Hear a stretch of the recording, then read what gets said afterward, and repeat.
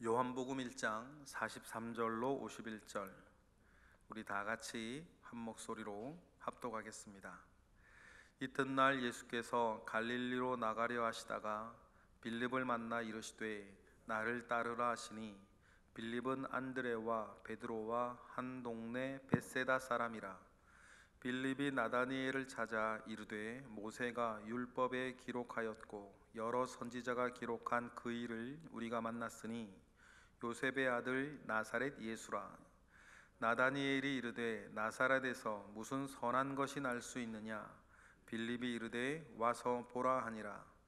예수께서 나다니엘이 자기에게 오는 것을 보시고 그를 가리켜 이르시되 보라, 이는 참으로 이스라엘 사람이라.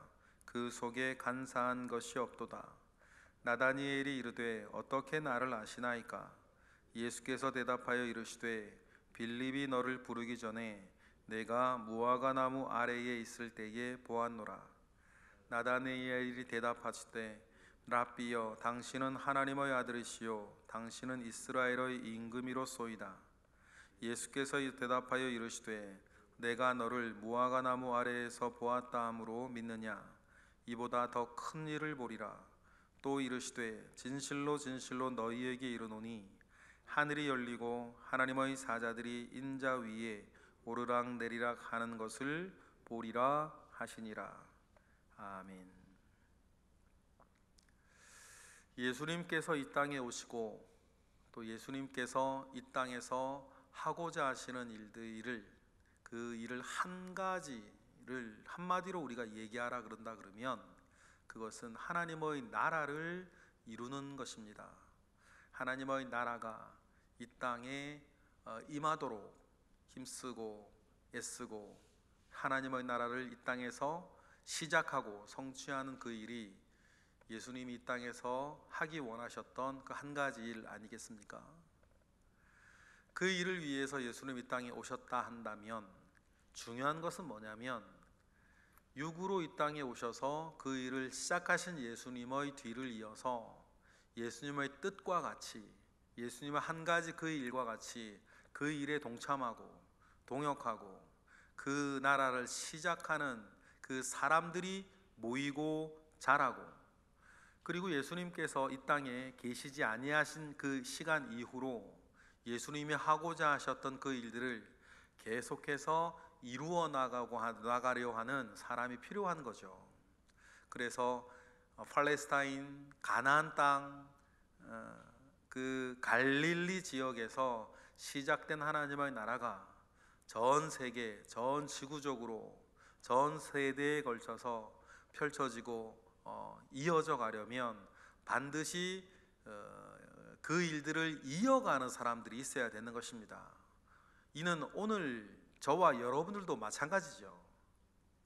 그 일들이 끊어지지 아니하고 계속해서 퍼져가고 다음 세대에 이어가게 하는 것이 여러분, 우리가 가지고 있는 가장 중요한 사명 아니겠습니까? 주님도 맨 처음에 그렇게 오셔서 공생애를 시작하실 즈음에 첫 번째로 하신 일이 뭡니까? 바로 이 사람들을 모으는 일, 제자들을 모으는 일입니다. 그래야 주님이 하시고자 하는 그 일이 주님 때에 끝나지 아니하고 이 제자들로 말미암아 더 많은 사람들 가운데에, 더 많은 지역 가운데에 또 다음 세대로도 이어질 수 있는 것 아니겠습니까?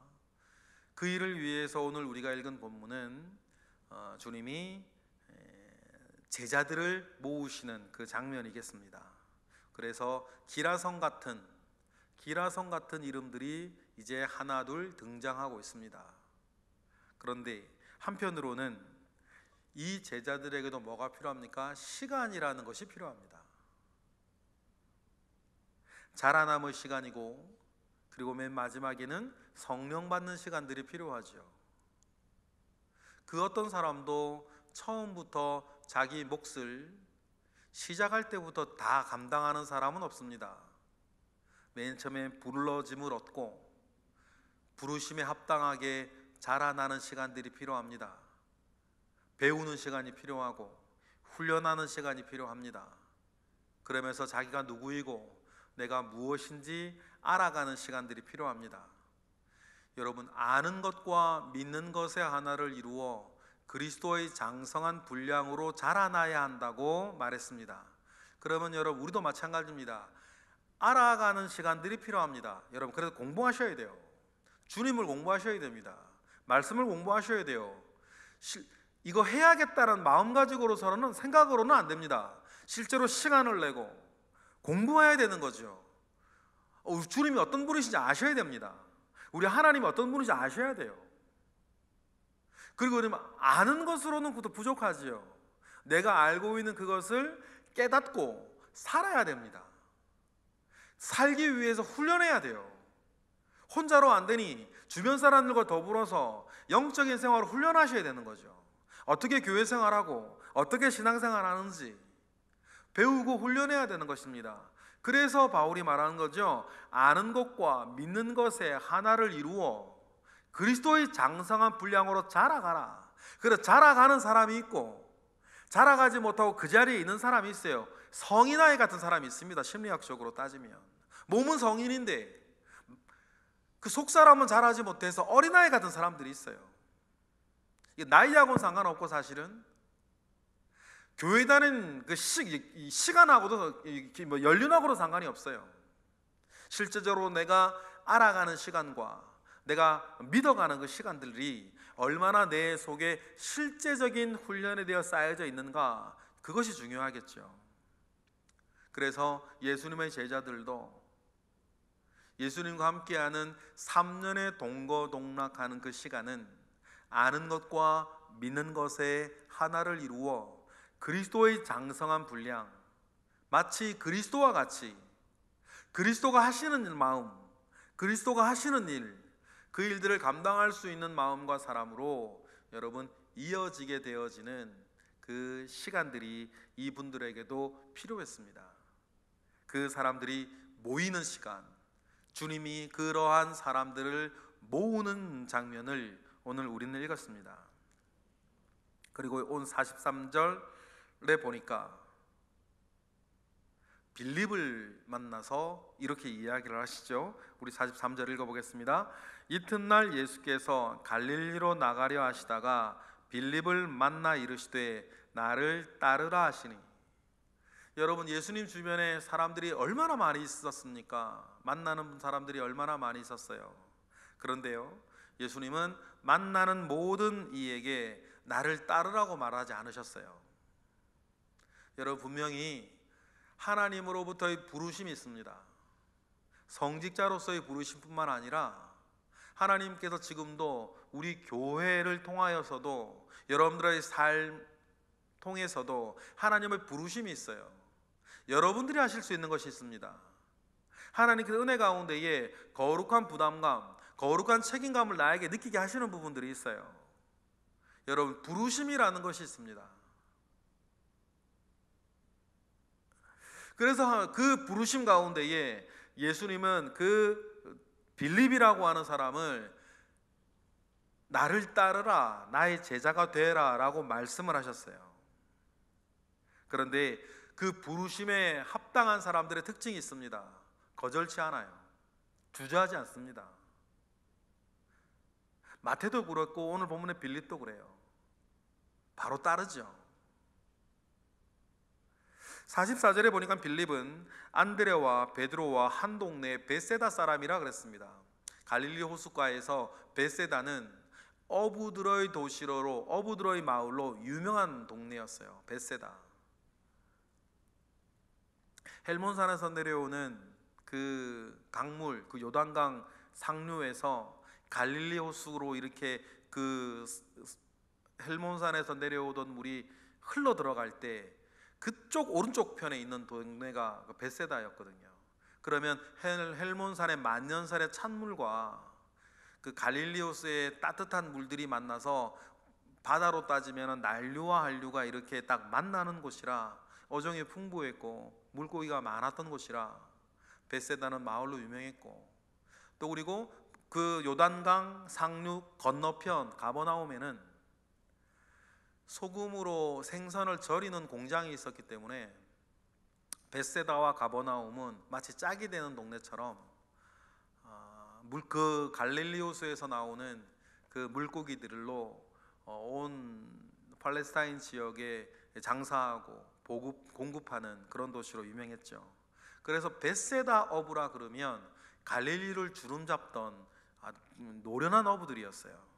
빌립도 그 벳세다 사람이었습니다. 어부였을 가능성이 매우 높죠. 그런데 이 벳세다 사람 빌립은 주님의 부르심에 바로 응답해서 따라갈 뿐만 아니라 또 45절에 뭡니까? 전도도 하는 거예요. 45절 읽어보겠습니다. 빌립이 나다니엘을 찾아 이르되 모세가 율법에 기록하였고 여러 선지자가 기록한 그 일을 우리가 만났으니 요셉의 아들 나사렛 예수니라 라고 이야기를 해요. 그래서 빌립은 예수님을 따르기로 결정하자마자 또 나다니엘을 보고 그동안 느낀 것도 있었겠죠. 나다니엘을 찾아 우리가 메시아를 만났다 이야기를 합니다. 나다니엘, 바돌로메라고 하는 나다니엘은 갈릴리 가나 사람이었어요. 요한복음 21장에 나오죠. 가나 사람이었습니다. 그럼 이후에 나오는 가나의 혼인잔치를 예수님이 방문하셨다라고 하면 그것은 이제 이 나다니엘과 관련이 있었을 가능성이 매우 높아요. 그러니 이 나다니엘도 빌립과 더불어서 그 부르심에 응합니다. 그런데 우리가 메시아를 만났는데 그 메시아가 나사렛, 요셉의 아들 나사렛 예수다라고 이렇게 빌립이 이야기를 하니까 그 이야기에 빌립이 대답이 46절이에요. 46절 읽어보겠습니다. 나다니엘이 이르되 나사렛에서 무슨 선한 것이 날 수 있느냐? 빌립이 이르되 와서 보라 하니라.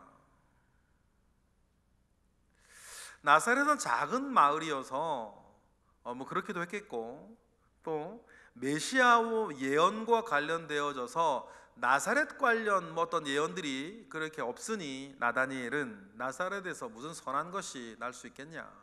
나사렛이란 그 마을 자체를 비하하는 것이 아니라 나사렛 관련하여서 어떤 메시아 예언이 있냐 없냐, 그러니까 나사렛에서 무슨 선한 것이 날 수 있겠냐라고 했을 때 이 선한 것은 메시아와 관련된 이야기지 그 동네를 비하하거나 그 동네를 낮추는 일들은 말은 아니겠습니다.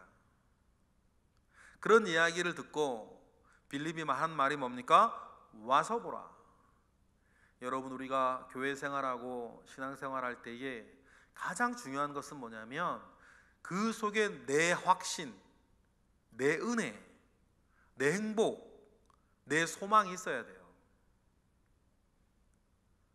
하나님과 우리가 예배하고 신앙생활하면서 내 속의 확신, 내 속의 은혜, 내 속의 즐거움, 내 속의 행복이 하나님과 나 사이에 여러분 있어야 되는 건 아닙니까?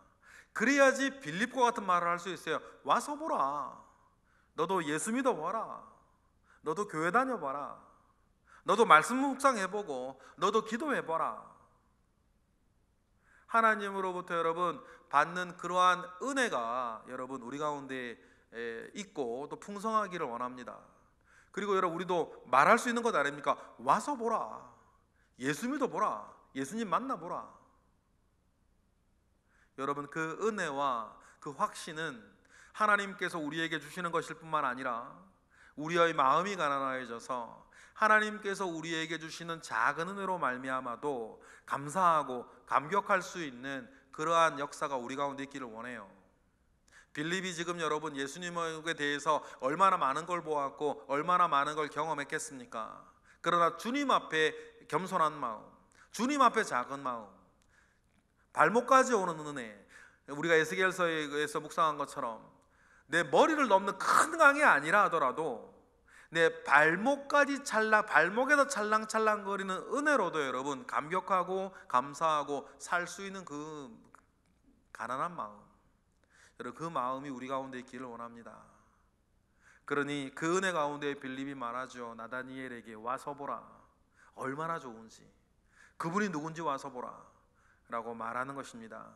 여러분, 이러한 믿음의 확신이 저와 여러분에게 있기를 원합니다. 그 나다니엘이 오는 것을 보고 주님께서 그 나다니엘을 칭찬하시죠. 참으로 이스라엘 사람이라 그 속에 간사한 것이 없다라고 칭찬하세요. 그렇게 칭찬하니까 처음 뵙겠습니다 이렇게 인사해야 될 나다니엘이 자기에게 그렇게 말하는 것을 보고 의아해하죠. 어떻게 나를 아십니까? 라고 이야기를 해요. 나다니엘은 매우 강직한 사람 같아요. 웬만한 사람 같아도 누가 칭찬하면 뭐 별 말씀을요 뭐 이렇게 인사치레로 받아들일 수도 있는 것 아니겠습니까? 그런데 나다니엘은 그렇게 받아들이는 성격이 아니었어요. 아주 강직한 성품이었고 그랬다는 것을 우리가 알 수 있죠. 그때 주님이 이렇게 말씀하십니다. 48절 우리 전체를 읽어볼까요? 시작. 나다니엘이 이르되 어떻게 나를 아시나이까? 예수께서 대답하여 이르시되 빌립이 너를 부르기 전에 내가 무화과 나무 아래에 있는 것을 보았노라. 네가 무화과 나무 아래에 있는 것을 보았다. 있을 때 그것을 보았다라고 주님 말씀하세요. 우리가 두 가지 이중적인 의미가 있습니다. 무화과 나무 아래에 있었다라고 하는 말은 좀 관용어구기도 해요. 유대교의 율법학자들이 율법을 연구하는 것을 가리켜서 무화과 나무 아래에 있었다 그렇게 말하기도 합니다. 왜냐하면 율법학자들이 무화과 나무 아래에 여러분 이스라엘 가보신 분들 이제 가끔 그런 거 보셨을지도 모르는데 무화과 나무 아래서나 성경 아래서나 말씀 펴놓고 이렇게 읽고 묵상하는 그 장면들을 보셨을 거예요. 그래서 율법학자들은 무화과 나무 아래에서 율법 연구를 많이 했었고 그리고 관용어가 되어서 무화과 나무 아래에 있었다라고 하는 말은 하나님의 말씀을 연구하고 묵상하는 그 장면을 예상할 수 있죠. 아니면 정말 빌립이 무화과 나무 아래에서 무엇인가 이스라엘에 대해서 큰 어떤 고민과 어떤 그 고민 아래 어떤 큰 깨달음을 얻고 있는 그 순간이었을런지도 몰라요. 혼자 있었던 시간이었고 자기에게 어떤 일들이 있었는지 아무도 모르는 시간이었죠. 율법을 통해 무언가를 공부하고 연구하고 고민하면서 어떤 큰 깨달음을 얻고 있는 시간이었을런지도 몰라요. 그런데 주님이 그 순간을 딱 집어서 말씀하시는 거죠. 네가 무화과 나무 아래에 있었던 것을 내가 보았다. 그 말 한마디에 나다니엘이 사실 따지고 보면 엄청난 신앙 고백을 합니다. 49절의 신앙 고백이에요. 읽어보겠습니다. 나다니엘이 대답하되 라삐여 당신은 하나님의 아들이시요 당신은 이스라엘의 임금이로소이다. 나다니엘이 하는 이 대답이 빌립이 무화과 나무 아래에서 있었던 그 고민 내지는 깨달음과 매우 관련이 있었을 거예요. 그러니 빌립이 지금 나다니엘이 지금 하고 있는 이 말은 여러분 따지고 엄청난 대답이에요. 예수님을 뭐라 그래요? 하나님의 아들이래요. 그리고 이스라엘의 왕이라고 얘기하는 거예요. 사실 엄청난 지금 신앙의 고백 대답을 나다니엘이 하고 있습니다. 그리고는 예수님이 말씀하시죠. 네가 무화과 나무 아래에 있었다고 하는 것을 내가 이야기했다고 이거 그렇게 말을 하냐? 더 큰 일을 볼 것이다 라고 이야기하면서 모여있는 사람들 몇 명이 모여있는지는 알 수 없지만 베드로, 안드레, 요한, 야고보 그리고 빌립, 나다니엘 대여섯 명 되겠죠. 지금까지 그 정도 모여있다고 우리가 요한복음에 나와 있으니까 그 대여섯 명 모여있는 그 사람들에게 말씀하십니다. 51절처럼 얘기하세요. 너희가 더 큰 일도 볼 것인데 더 큰 일이 어떤 일이냐면 51절 시작. 또 이르시되 진실로 진실로 너희에게 이르노니 하늘이 열리고 하나님의 사자들이 인자 위에 오르락 내리락 하는 것을 보리라 하시니라. 여러분 이 말씀에서 생각나는 사람 없으세요? 야곱 생각나지 않으세요? 베델에서 사다리가 내려오고 거기에 천사가 오르락 내리락 하는 것을 여러분 야곱이 봐요. 돌 베고 잘 때. 여러분 주님이 지금 이 말씀 무슨 뜻인가 생각할 필요가 있어요. 너희 더 큰 일도 볼 것인데 하나님의 사자들이 인자 위에 오르락 내리락 하는 것을 볼 것이다 라고 하는 것 이야기를 들으면 이스라엘 사람은 누구나 야곱을 생각합니다. 여러분 야곱이 누굽니까? 이스라엘의 출발이 되는 사람이에요. 이스라엘의 12지파의 출발이 되는 사람 아닙니까?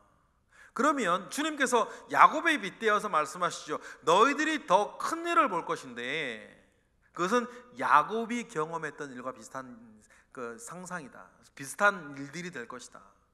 결국 주님이 제자들이 보게 될 것이라고 한 더 큰 일은 뭐냐면, 야곱이 이스라엘을 시작한 일이라고 한다면 이제 뭡니까? 예수님으로 말미암아 새 이스라엘, 예수님으로 말미암아 영적 이스라엘이 시작되어지는 일을 너희들이 볼 것이다. 하나님의 나라가 이루어지는 것을 너희들이 볼 것이다. 그 말씀을 하시는 거죠.